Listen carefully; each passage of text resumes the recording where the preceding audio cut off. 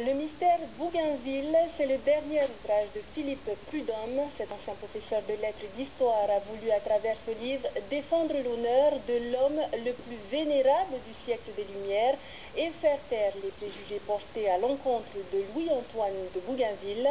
Philippe Prudhomme publie aujourd'hui son 5e œuvre biographique, le fruit de près de 2 années de recherche dans diverses bibliothèques, mais aussi sur plusieurs sites internet.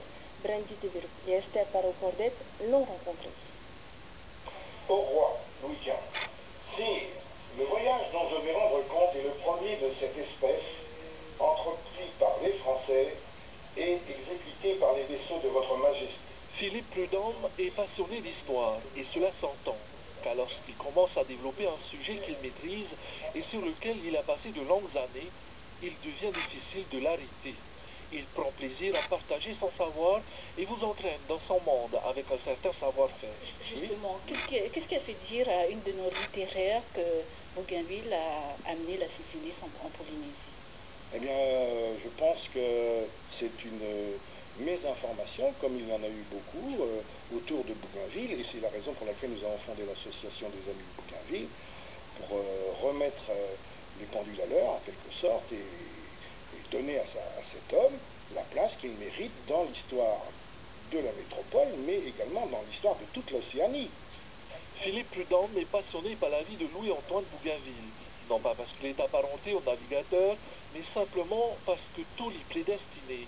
J'ai été professeur au lycée Bougainville de Port-Villard en 1974. J'ai enseigné en France, en métropole, dans la région parisienne, à 50 km du château de Bougainville. Et ensuite, je suis arrivé ici comme professeur. Et donc, il valait mieux parler de Bougainville que de parler d'Alexandre Dumas ou de quelqu'un d'autre. C'était plus intéressant pour mes élèves.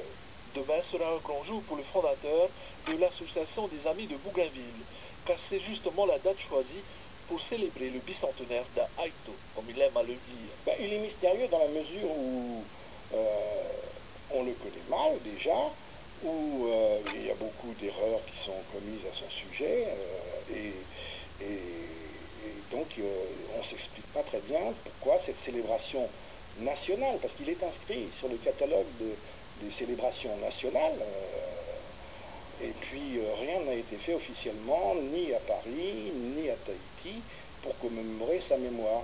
Il ne manquera pas de critiquer les maints ouvrages parus sur Bougainville. Il estime que leurs auteurs ne se sont intéressés qu'à ses périples ou encore à son équipage et très peu à l'homme. C'est ce qui lui a donné la motivation et l'inspiration pour écrire Le mystère Bougainville ou Le fabuleux destin d'un gentilhomme de lumière.